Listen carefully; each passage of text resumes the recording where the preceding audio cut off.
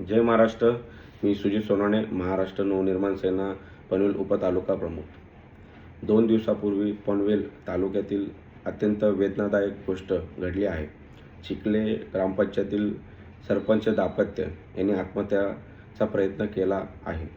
खरं तर बघायला गेलं, लोककल्याणाचं काम करत असताना गायरान जमिनीची प्लॉटिंग करून त्या ठिकाणी युवकांना सहारा देण्याचं काम या सरपंच आणि त्यांच्या इतर सहकाऱ्यांनी केलं होतं.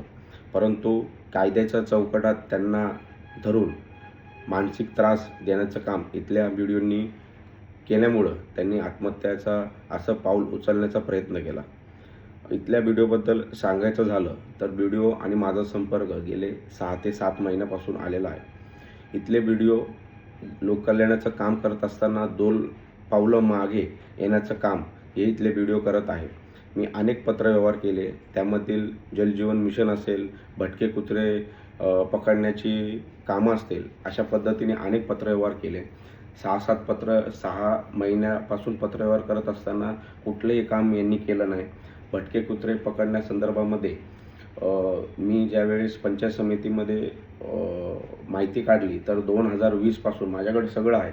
2020 पासून व्हिडिओंकडे तक्रारी नोंदवल्या अनेक ग्रामपंचायतींनी की आमच्याकडे भटके कुत्र्यांचा वावर वाढला, अनेकांना चावा घेत आहे. त्यासंबंधी मी मुद्दामूनच हा विषय काढतोय की तात्परता किती ठेवली जाते त्यांच्या कामामध्ये. आपण काहीतरी प्रयत्न करावा. 70 ग्रामपंचायतीमधील कमसे कम 10 ते 15 ग्रामपंचायतींनी यांना पत्र लिहिलेलं आहे, परंतु यांनी कुठल्या पद्धतीने त्याच्यावरती कारवाई केली नाही. माझं एवढंच म्हणणं होतं की जसं पनवेल महानगरपालिकेमधील श्वान पकडण्याची गाडी असेल, त्यांचे दवाखाने असेल, त्या पद्धतीनेच ग्रामीण पट्ट्यामधील 70 ग्रामपंचायतीच्या संदर्भामध्ये तसाच आपण घ्यावं आणि ठराव करावं आणि त्याच पद्धतीने यंत्रणा आपण इथं राबावी, जेणेकरून असे भटक्या कुत्र्याचा विषय आल्याच्या नंतर एक कॉल केला तर पंचायत समितीच्या माध्यमातून गाडी येऊन त्या कुत्रे घेऊन जातील. परंतु त्याच्यावरती तात्परता ठेवली नाही. अनेक वेळा मी पत्रव्यवहार केले, अनेक वेळा सांगितलं कुत्र्याने चावा घेतला, आपण त्याच्याकडे बघा, कोणतरी मृत्यू होऊ शकतं. लहान मुलं मराठवाड्यामध्ये बघता तर लहान मुलांना कुत्र्याने चावा करून ती मृत्युमुखी पडली. अनेक केसेस आहेत. मी अनेक केसेसचा उलगडा त्यांच्यासमोर केल्यानंतर त्यांना कुठलंही काही पडली नाही. शेवटी मी आंदोलनाचं एक हत्यार बाहेर काढलं. म्हणलं, साहेब आता आम्हाला आंदोलन करावं लागेल इथे. तर मला त्यांनी जसं यांना कायद्याच्या चौकटात उभा केलं नाही सरपंचांना, तसंच मला केलं की तुमच्यावर 353 होऊ शकते. मी सांगितलं, सन्माननीय राजसाहेब ठाकरे यांच्यासाठी काम करतोय, त्यामुळे गुन्हे दाखल करण्याची जबाबदारी आपण धरावी आणि आम्ही आमच्या पद्धतीने कामं करू, कारण आम्ही सन्माननीय राजसाहेबांसाठी काम करतोय. त्याच्यानंतर त्यांनी JNPTला एक निधीसाठी की SRL फंड करून मोठा आर्थिकदृष्ट्या त्याच्यामध्ये पैसा लागेल. JNPTला पत्र दिलं की आपण आम्हाला पैसे द्यावे, परंतु JNPTने फक्त 10 लाख रुपये दिले.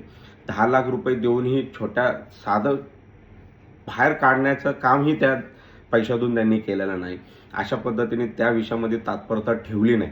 अनेकांच्या या पावसामध्ये घरामध्ये पाणी आलं, अनेक गावं अजून अंधारात आहे. अनेक जिल्हा परिषद शाळेमध्ये तुम्ही गेला तर त्यांना बसायला काय वरतून पाणी गळतंय. अनेक स्मशानभूमीमध्ये पत्रे नाहीत वरती.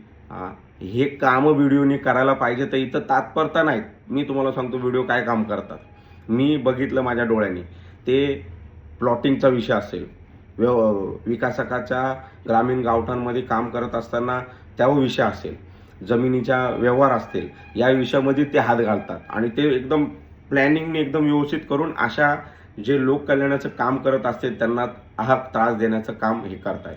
आम्ही BDOंना अनेक वेळा भेटताना त्यांच्याकडून असं म्हणजे त्यांचा हावभाव असा असतो की मी काहीतरी मोठा व्यक्ती पनवेलमधला आणि माझं तुम्ही ऐकायचं. मी जो कायदा सांगतोय त्या कायद्याच्या चौकटात तुम्ही ऐकायचं. परंतु त्यांना हे कळत नाही.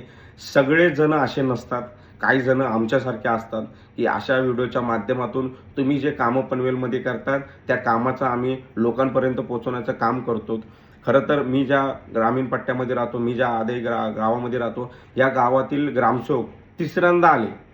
2 ग्रामसेवकाची बदली केली. एकाला अतिरिक्त भार दिला, एक जण निघून गेला, दुसऱ्याला अतिरिक्त भार दिला. आता एक 3री महिला ग्रामविकास अधिकारी आली. म्हणजे सांगायचं झालं की अशा पद्धतीने कामं केली जाते, ढकलतात. अरे तो गेला ना, आता दुसरा आलाय, तो बघे. मग त्याला समजायचं, आता तिसरा आला. म्हणजे ह्या 5-6 महिन्यामध्ये मी पत्रव्यवहार करतो तो तिसरा ग्रामसेवक ग्रामपंचायतमध्ये आला. हे कोण करतं? हे सगळं करतो तो व्हिडिओ बसलेला. म्हणून त्या व्हिडिओला एवढं सांगणं आहे की पनवेल हे सुसंस्कृत पनवेल आहे. या पनवेलमध्ये आपण कुठल्या पद्धतीने अशा पद्धतीने काम करू नका की लोक आत्महत्या करतील. आम्ही तुमचा आदर करतो. आपण हा विषय ना एकदम चांगल्या पद्धतीने हाताळता आला असता आपल्याला, परंतु आपण त्या पद्धतीने हाताळला नाही. याच्या कंप्लेंटीवरती कंप्लेंट या सरपंचाच्या तुम्ही वरपर्यंत करत आला, त्याला मनस्ताप झाला आणि ते दापले आत्महत्या. आज मेले असते तर काय केलं असतं तुम्ही? परंतु ते वाचले त्या ह्याच्यामध्ये. आणि मला एवढं कळतं की तुम्ही थोडं व्हिडिओ म्हणून तुमची जबाबदारी घ्या. तुम्ही युवा आहात. आज मला सांगा, तुम्ही त्या गावात काल गेले, गावात जाऊन काय केलं तुम्ही? उगाच सगळ्यांची माती भडपायचं काम तुम्ही काल केलं. तुम्ही काय बघायला गेले होते का ते जिवंत आहेत का आता आत्महत्या करून? काय करायला गेले होते तुम्ही गावात? कुठली माहिती काढायला गेले होते? एवढं कायदा व सुव्यवस्था खराब झाली त्या गावाची. सगळे ग्रामस्थ प्रत्येक जण टेन्शनमध्ये आहे की तो सरपंच आमच्यासाठी झिजला आणि आमच्यासाठी आज तो मरणाच्या दारापर्यंत गेलेला आहे. तिथं तुम्ही काय करायला गेले होते काल? बरं, गेल्याच्या नंतर तुमच्यावरती साहजिकच आहे, ग्रामस्थांनी आक्रोश असणार, राग व्यक्त करणार, तुम्हाला थांबवणार. तुम्ही काय सांगितलं? गाडी अडवली, मला त्रास दिला, मला मारण्याचा प्रयत्न केला, 16 लोकांवरती गुन्हे दाखल करायला लावले तुम्ही. म्हणजे तुमचं चाललंय काय? आणि पोलीस पण एवढं तात्पर्य ठेवतात. 16 जण जे गोरगरीब लोक आहे, ज्याच्यासाठी कामं करतात हे सरपंच, त्या लोकांवरती तुम्ही गुन्हे दाखल करताय. मला एवढंच सांगणं आहे, समजावा आणि समजून सांगा. जर कुणाला कळत नसतील ना विषय तर समजावं, समजून सांगा. आणि ग्रामसेवक काय करतो? एवढे विषय होऊसपर्यंत त्याला का नाही सस्पेंड केलं?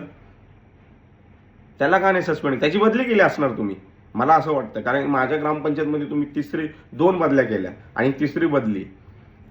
मला असं वाटतं की तुम्ही तो ग्रामसेवक तिथला सचिव होता ना, त्याला समजवता आलं असतं हे सगळे विषय, त्याला हाताळता आले असते हे सगळे विषय, समजून सांगितलं असतं, सगळं कळालं असतं. परंतु त्यांचा पाय त्यांनी काढून घेतला आणि तुमच्याकडे तो फुटबॉल फेकला की आता तुम्ही सांभाळा. आणि मग आता तुम्ही सांभाळताना कुठल्याच पद्धतीने तुम्ही त्यांना हे करत नाही. अनेक त्रास दिले त्या सरपंच दाम्पत्याला, म्हणून त्यांनी ते आत्महत्याचं पाऊल उचललं. महाराष्ट्र नवनिर्माण सेना अशा लोकांच्या मागे खंबीरपणे उभे आहे. आत्महत्यासाठी प्रवृत्त करण्याचा गुन्हा हा इथल्या व्हिडिओवरती दाखल व्हायलाच पाहिजे. खरं तर ग्रामीण पट्ट्यामधील जेव्हा इलेक्शन येतं, अनेक पक्ष गटतटाचं राजकारण करतात. आता हे सगळं बाजूला ठेवा, आपले इलेक्शन पुढे गेलेले आहेत. आपण अशा चिखले ग्रामपंचायतील ग्रामस्थ असतील, सरपंच असेल, याच्या मागे आपण उभं राहण्याची आज खरी गरज आहे. म्हणून माझं असं तुमच्या सर्वांना निवेदन आहे की अशा या व्हिडिओंचे कामं मी नाही, अनेकांनी अनुभवले असतील या व्हिडिओंचे कामं. म्हणून तुम्ही एकदा अनुभव घ्या आणि अशा दाम्पत्याच्या मागे उभे राहा. आणि माझंही या सरपंच दाम्पत्यांना एवढं सांगणं की सन्माननीय राजसाहेब ठाकरे आणि त्यांची पूर्ण टीम तुमच्या मागे उभी आहे. धन्यवाद. जय महाराष्ट्र.